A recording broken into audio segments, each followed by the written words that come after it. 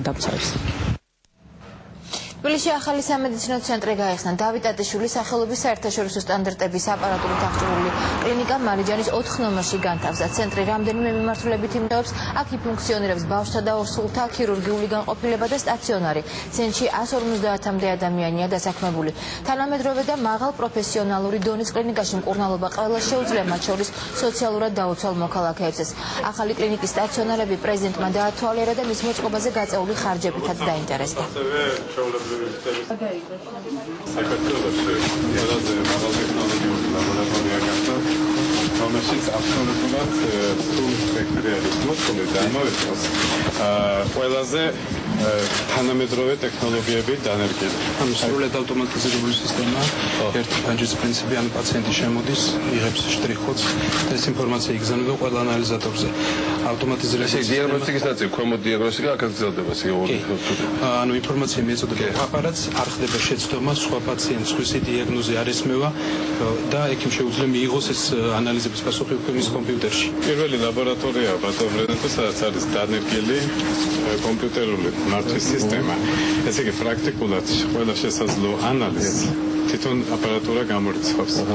და ესე იგი ჩვენ ამით გვინდა მივახციოთ, რომ მაქსიმალურად არ მოხდეს არანაირი გადანა საზღვარგარეთ ჩვენი ანალიზების და თვითონ გადამოწმება ყველა ანალიზის მოხდეს აქვე საქართველოში.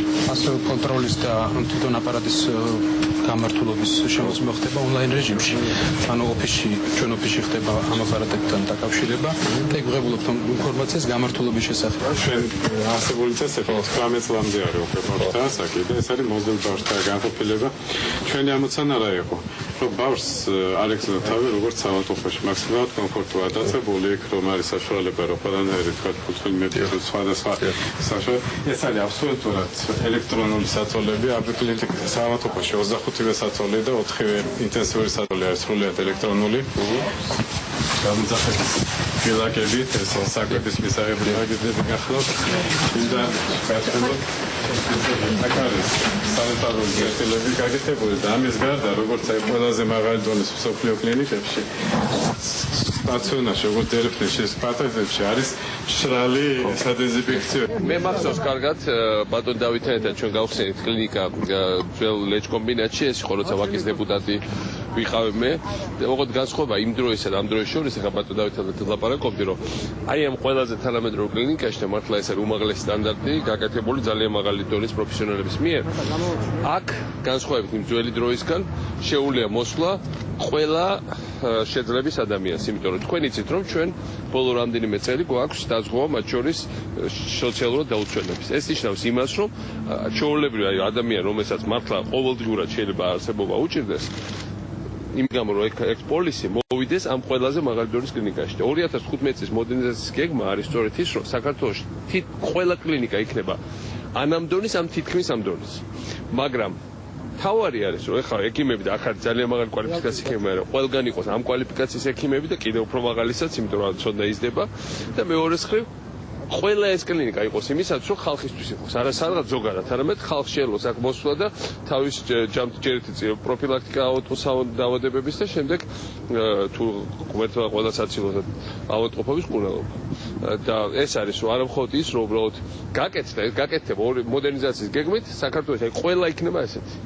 მაგრამ ხალხს უნდა მიუწევოს ხელი და მე მინდა დავით მადლობა ვუთხრა, იმიტომ მართლა ეს არის ძალიან საინტერესო ინოვაციური ერთ-ერთი საუკეთესო ქართველი ექიმი და მაგრამ გარდა ამისა ასევე ადამიანს ქნის და აშენებს. შეგვიძლია დღესდღეობით სრული სერვისი შევთავაზოთ როგორც ბავშვთა, ასევე მოზრდილთა ასაკში სადაზღვევო კომპანიებს. იმიტომ დღესდღეობით ახლა მედიცინა მთლიანად გადადის სადაზღვევო სისტემაზე.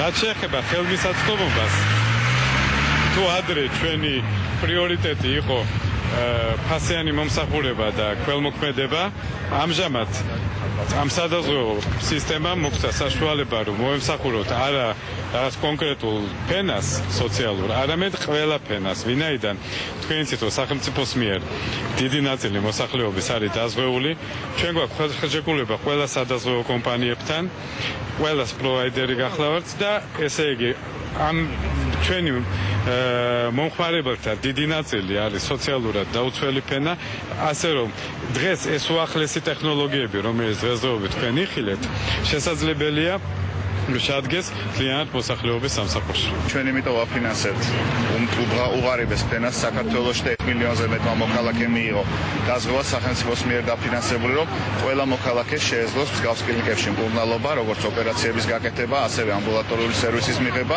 მნიშვნელოვანია, რომ ეს 25 საწოლიანი კლინიკა განკუთვნილია ყველა ასაკის პაციენტისათვის, როგორც ბავშვთა განყოფილება, ისე უფროსების. ძირითადად აქცენტი იქნება გეგმიურ ოპერაციებზე და დარწმუნებული ვარ, უახლოეს მომავალში ყველა რაიონში საქართველოში ყველა მოქალაქისთვის გვექნება უკვე ახალი კლინიკა შეთავაზებული, ახალი სერვისები. ეს არის ნათელი მაგალითი იმ რეფორმისა, რომელიც მიმდინარეობს საქართველოში.